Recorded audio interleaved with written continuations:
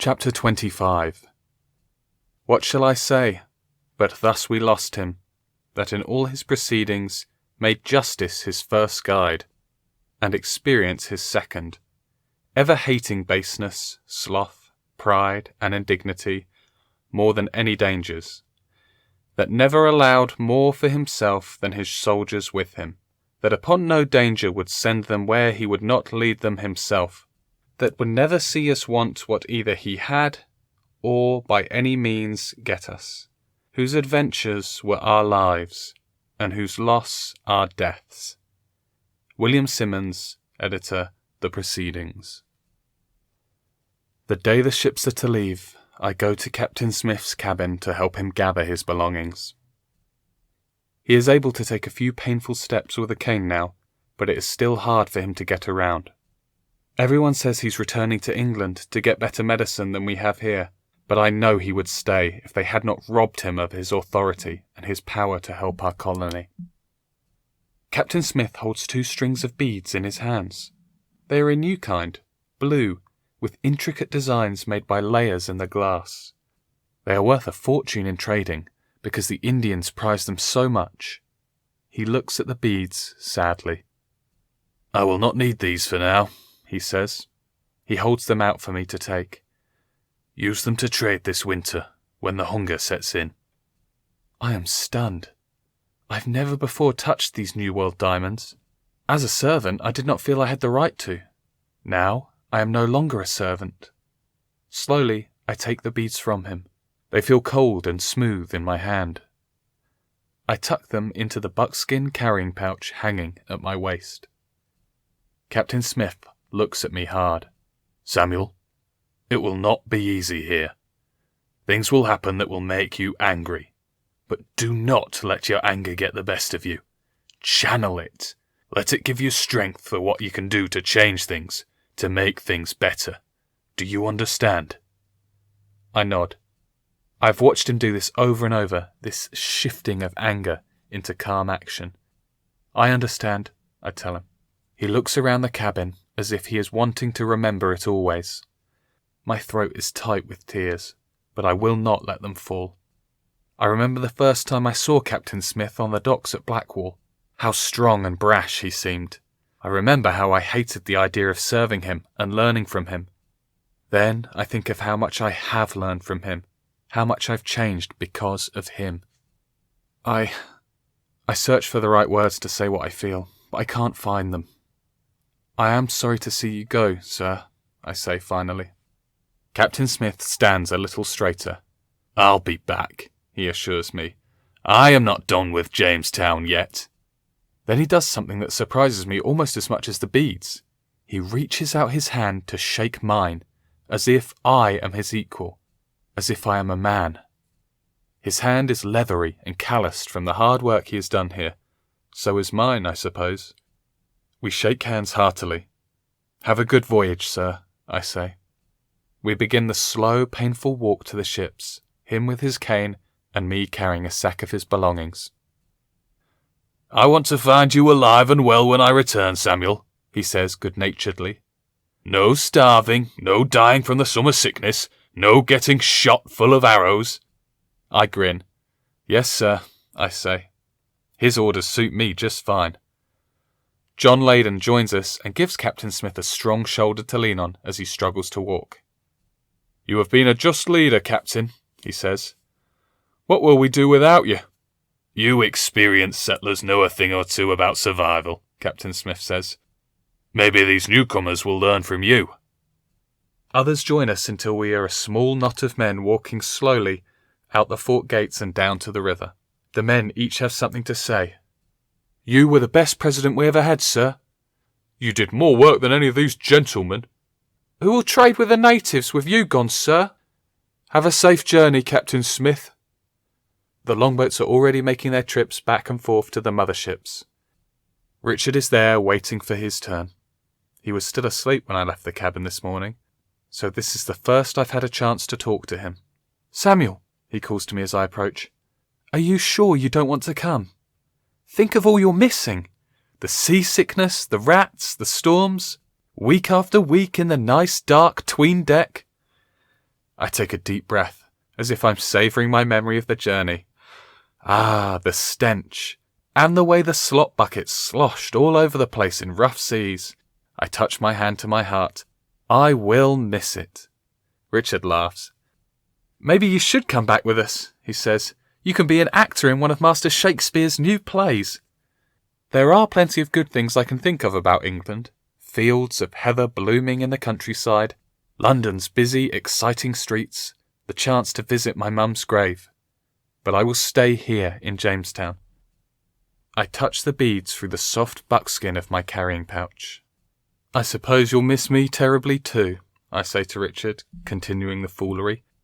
Who will you have fistfights with if I'm not there? He crosses his arms over his chest, and we just look at each other. The truth is, I will miss him terribly. Richard, get yourself in that longboat or you're staying here, Henry shouts. He's helping with the launch, and he has no patience. There is no time for long goodbyes. I ball up my fist and tap my chest, then my forehead, then Richard's chest, and his forehead. Goodbye, friend, I say. Captain Smith and Richard ride the longboat to the ship. It is not easy for Captain Smith to climb the rope ladder to the deck, but Richard and some of the sailors help him, and he makes it. They turn for one last look at the Virginia shoreline, and our fort and the group of us waving to them. Then they're ushered below to the 'tween deck for the long journey home. Soon after Captain Smith leaves, it is clear that we don't have nearly enough food to get us through the winter. When Chief Powhatan sends word that he will trade for corn, Captain Ratcliffe goes strutting around the fort, full of his own importance. I will take 50 men, he announces. We have piles of copper and beads, and we'll bring back plenty of corn to feed everyone. Captain Smith was not the only man skilled in trading. You will see how quickly we forget he was ever here. The new colonists are happy. They trust Captain Ratcliffe, and they feel confident we'll be eating well all winter. But I still see that noose, ready to strangle our colony. Then something happens that does give me hope. Hope for me, and John Leyden, and his family. Master Percy says he will build a fort at Point Comfort, about 30 miles downriver from Jamestown, near where the river meets the Chesapeake Bay. From there, we will be able to protect Jamestown from a Spanish invasion. We'll stop the Spanish ships before they even enter the river. Soldiers will work to pile up dirt and mount artillery. John Leyden and I are being sent to build cabins for the fort. We will call our fort Algernon. I fear what will happen in Jamestown this winter, with its overcrowding and lack of food. And Jamestown is the heart of our colony. I believe that if the natives attack, it is Jamestown they will attack. But at Point Comfort, we will have only about 30 men to feed. We'll have our own hogs, fish to catch, and oysters to dig. We'll be just across the river from the Warraskoyak village, where the people have become like my family, and very near the Kekotans, who have been our friends because Captain Smith often stopped in to see them on his voyages. I have the blue beads and my Algonquin words. I will be very glad to spend the winter at Point Comfort instead of Jamestown. I happily gather up my belongings for the move to Point Comfort. Then I go to the Leyden's cabin to offer to help them pack. When I enter their cabin, John is packing up his carpentry tools. Anne is sitting quietly, watching him, while baby Virginia sleeps in her cradle. Are you already packed? I ask Anne. She looks down and shakes her head. John doesn't even glance at me. I frown. Why not? I ask. The barge will leave tomorrow morning. She isn't coming, John says quietly. What? I blurt out. But you have to come. No, I do not, Anne informs me. I finally have lots of other women here to talk to and help me with the baby. And I want to stay safe within the Palisades, not out there in the open, unprotected from the Indians. John will come to visit me whenever he can. I will stay here in Jamestown. I sputter, not believing what I'm hearing. It is much safer at Point Comfort, I tell her. Our neighbours are the Kekoftons, our friends, and the Warraskoyaks. I know everyone in the village by name. I can trade if we run short of food. Anne shakes her head. I have made up my mind, she says. You won't be safe within the palisade, I insist. The new settlers have made war with the Powhatans. John, tell her what it was like when we first got here. How we couldn't even step outside the palisade to hunt without being shot at, and men starved. John stops working for a moment. I told her, he says. She is stubborn and knows what she wants. Then order her to leave Jamestown, I nearly shout it. John looks up at me, one eyebrow raised. I realise that I have said a stupid thing. It's not in his nature to order his wife to do something against her will. She wants to stay with the other women, he says. I won't take that away from her. Anne crosses her arms over her chest and gives me a self-satisfied look. Besides, she says, our leaders are not at war with the Powhatans. Chief Powhatan just invited Captain Ratcliffe to come to Werowocomoco to trade. They will have a feast and entertain them with dances, just like you told me about. And they'll come back with lots of corn, and we will have all we need to eat in Jamestown this winter.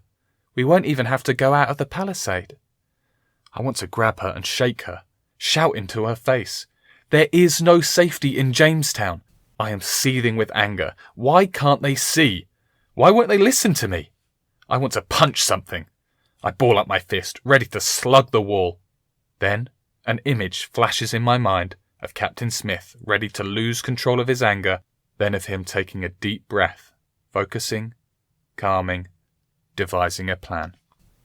I hear Captain Smith's voice in my head. Samuel, do not let your anger get the best of you. Channel it. Let it give you strength to change things. I take a breath, try to calm the fury inside me. I walk over to the cradle where baby Virginia is sleeping.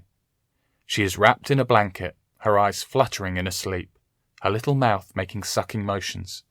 She is so new, so innocent. I look at Anne. She is young and innocent too, only 15. And she is naive.